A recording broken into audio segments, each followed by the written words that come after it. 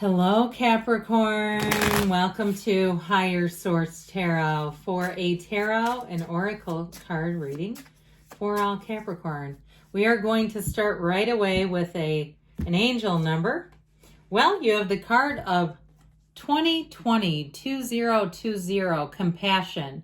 The qualities of this particular angel number: mercy, diplomacy, potential, service, recovery, adaptability, and renewal. So if you start seeing this number in your day-to-day, know that your spiritual team is speaking to you. You don't have just one angel. You have a whole team available to you, looking out for you. It is a confirmation that your assumptions and beliefs are correct, but it's also an encouragement to use your talents and gifts because they will benefit the world and your pockets. Be of service to others. Your potential is enormous. Really, any gift is monetizable. That's the reality. You can monetize those gifts. Look at all of our spiritual teachers. These people are not poor, that's for sure. All right. One more oracle, then we will get into the tarot.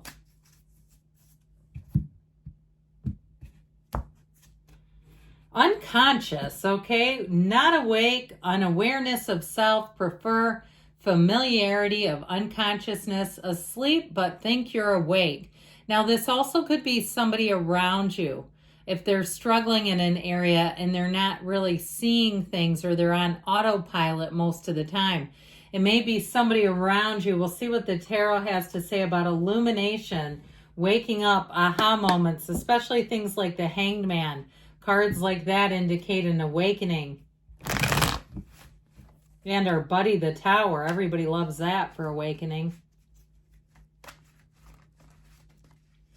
The Tower reminds me of like somebody coming in and turning bright lights on when you're still asleep. You know, really jarring you awake.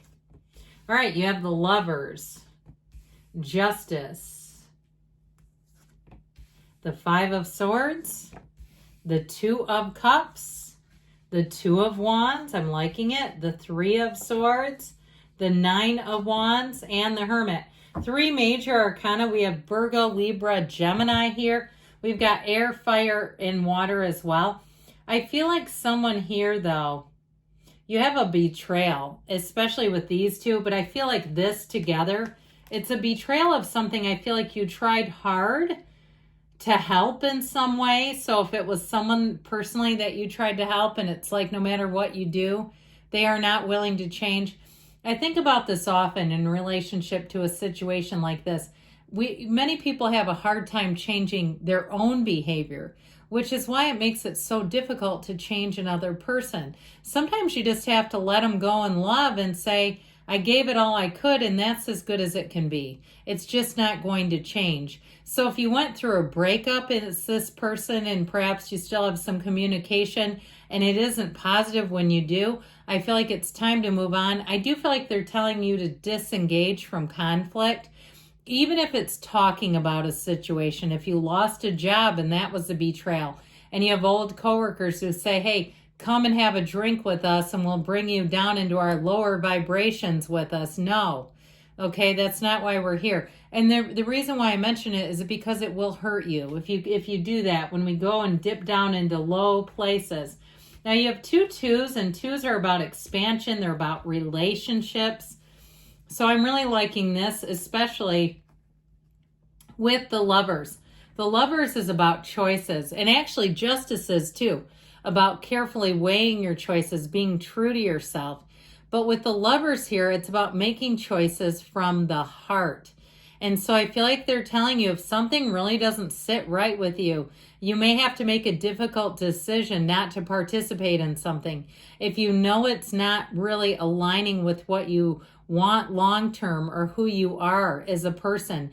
Now, in terms of relationships, this is worth the investment. You have a soulmate coming in.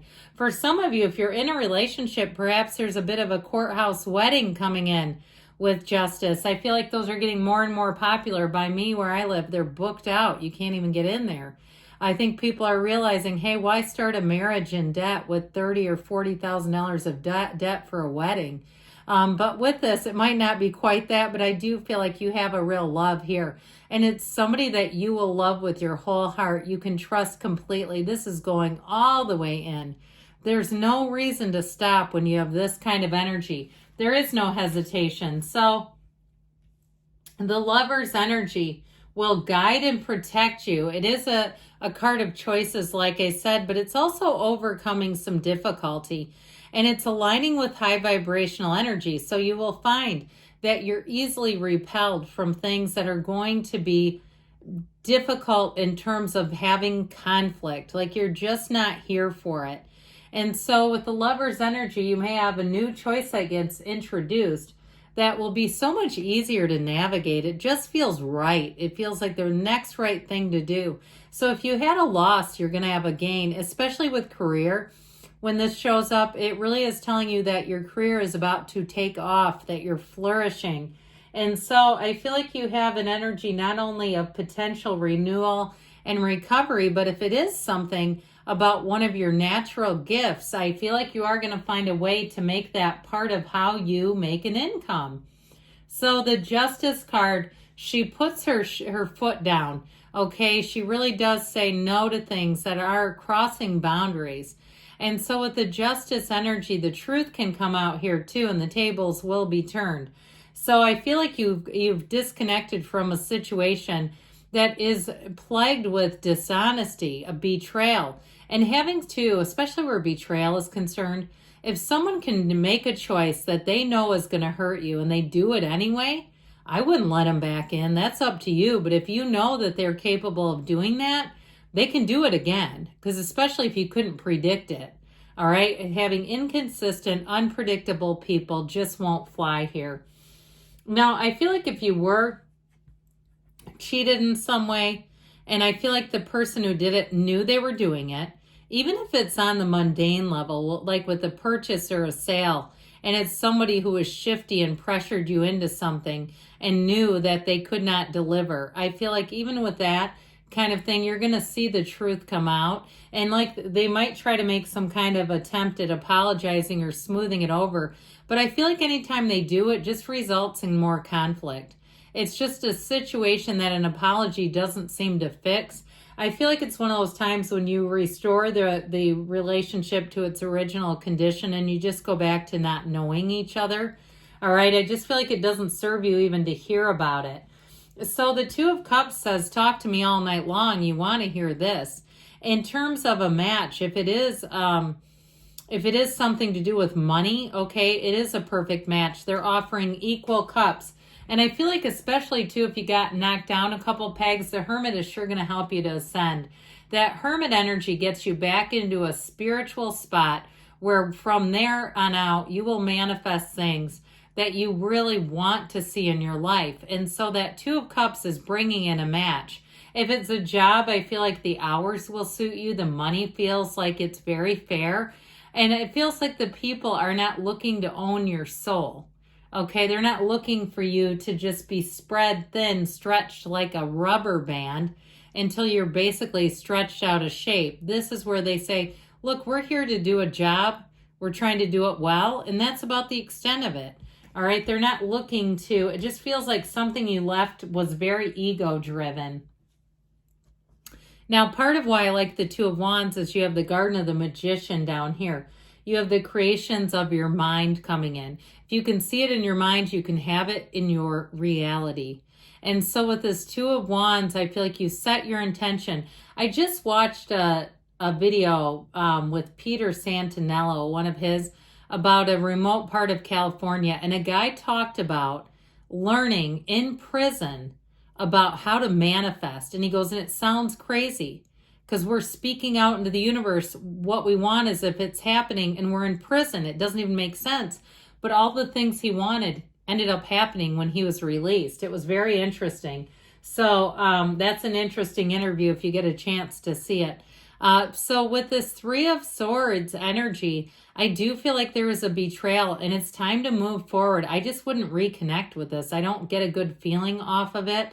And it certainly isn't a mistake. That's how it comes across in the cards, at least. And you know these cards don't lie, right? So the Nine of Wands, I feel like you gave it everything you had and you learned from it. You're the card and energy of the wounded warrior with this.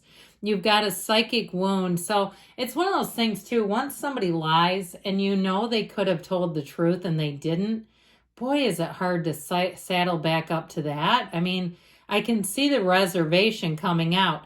Now, where I think the turning point really comes in is with the Hermit. Because when you can detach from that and just let go of it, you're really here. I feel like your spirituality is key. Letting people and situations go with love, but then being in that place, seeing it how your source sees it, that it's also something you didn't need. Now, because in terms of love, you have somebody coming in here that's a soulmate, that's a spiritual match. And I feel like you're going to be comfortable with them right away. They're an old soul. And it may feel like you've known them for lifetimes. If you're already with them, I feel like they're your partner, and that you see that you see the support, the love. It's evident. And so with this Hermit energy, you guide yourself. That energy of the lantern is your higher self guiding you forward. But you also find people who are being guided by that same inner light. So it's shining in the direction. You go in the same direction. I love you, Capricorn, and I'll be back again soon.